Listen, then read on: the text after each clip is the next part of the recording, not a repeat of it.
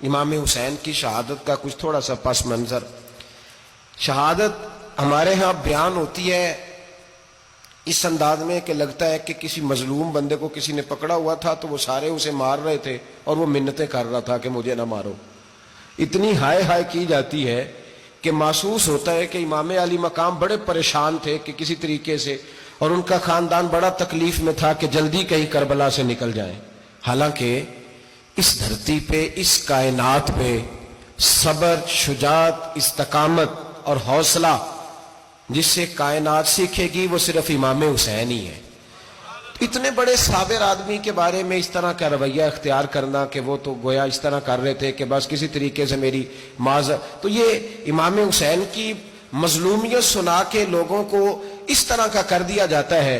یہ انداز بتایا جاتا ہے کہ شاید واقعہ کربلا رونے دھونے کا نام ہے، حالانکہ بات یہ نہیں ہے.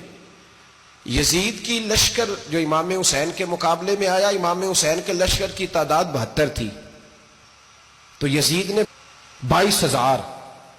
22,000 آدمی. مجھے بتائیے 72 کا 22,000 سے کو مقابلہ ہوتا ہے؟ بولیے. عمر بن سعد نے پھر عبید اللہ ابن زیاد کو لکھا کہ 22,000 بندے تھوڑے ہیں، کچھ بندے زیادہ بھیج. تو عمر بن سعد کو عبید اللہ ابن زیاد کہنے لگے کہ تو پاگل تو نہیں ہو گیا، 72 کے لشکر کا 22,000 بھیجا، اور کتنا بھیجوں؟ تو اس نے کہا تمہیں یہ نہیں پتا یہ لوگ کون ہیں؟ یہ مولا علی شیر خدا کی اولاد ہے.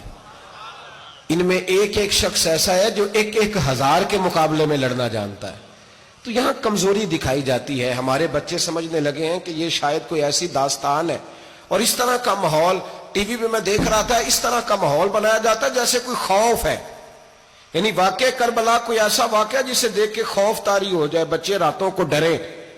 وہ اکیلے درخت دکھائے جا رہے ہیں اور تیر دکھائے جا رہے ہیں. او یار، کیا قوم کی تربیت کر رہے ہیں؟ واقع کربلا حوصلے کا نام ہے، دلیری کا نام ہے. سنیں بات اصل میں کیا تھی، بڑے ٹھنڈے دماغ سے میری بات کو سمجھیے گا. حضرت مولا علی شیر خدا کے بعد مسلمانوں کے متفقہ امیر بنے تھے حضرت امیر معاویہ. انہیں امیر کس نے بنایا تھا؟ امام حسن نے، حضرت علی کے بڑے صاحبزادے. حضرت امام حسن نے ان سے صلح کی، انہیں خلافت دی. اور صحیح بخاری میں نبی پاک نے فرمایا تھا میرا بیٹا حسن سردار ہے، جب مسلمانوں کی جماعتوں میں لہو بہ جائے گا تو حسن ان کی صلح کرا دے گا. وہ صلح امام حسن نے کرائی. جناب امیر معاویہ امیر بن گئے. حضرت امیر معاویہ رضی اللہ تعالیٰ عنہ بڑا پیار کرتے تھے نبی پاک سے، بڑا احترام کرتے تھے حضور کے خاندان کا. ان کی جو اجتہادی خطائیں ہیں وہ اپنی جگہ پہ موجود ہیں.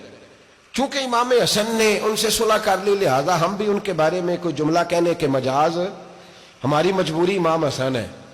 اس لیے کہ جسے امام حسن صحیح کہے پھر امام حسن کے ماننے والے کو اسے غلط نہیں کہنا چاہیے.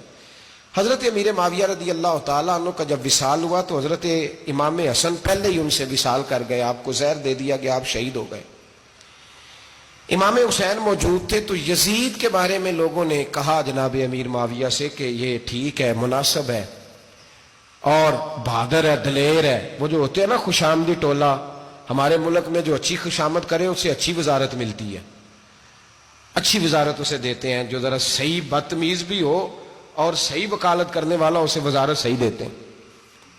تو حضرت امیر معاویہ کے گرد بھی کچھ ایسے لوگ تھے، انہوں نے آپ سے کہا کہ یزید کو نامزد کر دیں. تو آپ نے یزید کو بلایا، حوالہ مجھ سے دیکھ لیجئے گا. بلا کے فرمایا کہ 3 بندوں کے سامنے اپنی خلافت پیش کرنا، اگر وہ تجھے مان جائیں تو امیر بن جانا، نہ مانے تو چپ کر کے گھر بیٹھ جانا. وہ 3 بندے کون ہیں؟ جناب عبداللہ ابن عباس، حضرت عبداللہ بن زبیر اور امام حسین رضی اللہ تعالیٰ عنہ. یہ وصیت فرمائی جناب امیر معاویہ. ہوا یہ کہ یزید جب امیر بنا نا،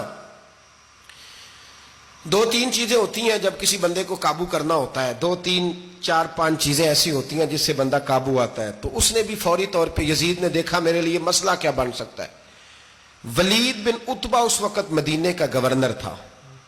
یزید نے اس کو خط لکھا کہ امیر عرب کا رواج آج بھی ہے کہ جب تک نئے خلیفہ کی بیعت نہیں ہو جاتی پرانے کے انتقال کی خبر ہی نہیں دیتے، اس کو رکھے رکھتے ہیں. یہ ان کا طریقہ ہے. وہ کہتے ہیں کہ ولی عہد اچھی طرح قبضہ کر لے پھر بتائیں گے. حضرت امیر معاویہ کا وصال ہو گیا، بتایا نہیں. یزید نے اب کیا کیا، چونکہ بڑا چلاک آدمی تھا، بڑا شاطر تھا، بڑا تیز تھا، بڑا عجیب اس کا مزاج تھا. یہ چلاک لوگ زندگی میں ہمیشہ دھوکہ کھاتے ہیں. चलाकियां इंसान को गिराती हैं और इतना मुंह छील जाता है कि मुंह पहचाना ही नहीं जाता। बंदा अपने आप को रब रसूल के हवाले कर दे तो अल्लाह बड़ी बेहतरीन जज़ाएं अता करता है। ये लोग तेजी दिखाते हैं बाज, तो यजीद भी तेजी दिखाने वाला था। उसने वलीद को खत लिखा, कहने लगा कि फौरी तौर पे अब्दुल्ला इब्ने अब्बास को बुलाओ और उससे कहो मेरी बैत करें। ये जो बैत होती थी ना, ये भी सुन ले क्या होती थी। ये बैत हलफ होता था, हलफ कि मैं अल्लाह रसूल के नाम पे हलफ देता हूं कि मैं यजीद की इताअत करूंगा, मैं उसके खिलाफ कोई बगावत नहीं करूंगा। कोई ये बैत लोग समझते हैं कि बस हाथ पकड़ने का नाम बैत था। उस बैत का मुतबादल जमहूरी मुल्कों के अंदर वोट आया है, उसका मुतबादल लफ्ज। तो कहा बैत करे, हजरत अब्दुल्ला इब्ने अब्बास को भी बुलाओ, अब्दुल्ला बिन जुबैर को भी बुलाओ, इमाम हुसैन को भी बुलाओ। इमाम हुसैन आधी रात के वक्त बैठे थे मस्जिद नबी में, चूंकि पांचों नमाजों की आप इमामत करते थे। हुण अल्लाह खैर करे, जेड़ा नमाज पढ़ाए हो मौलवी, तो जेड़ा टल पाए हो पीर, जेड़ा महीना ना नहाए छोटा पीर, तो जेड़ा 6 महीने ना नहाए हो बड़ा पीर। कहते बाबा पहुंचे हैं, कड़े छड़े जो पहन लिए। भाई इमाम हुसैन तो नमाजें पढ़ाते थे, मौला अली तो नमाजें पढ़ाते थे, मस्जिद के खतीब थे। अब इसको तो मौलवी कह दिया जाता है बेचारे को। तो मलंग कौन होता है जी? कहते जेड़ा कपड़े घट पाए। क्या तमाशा है, कौम जिधर दिल करता है निकल जाती है।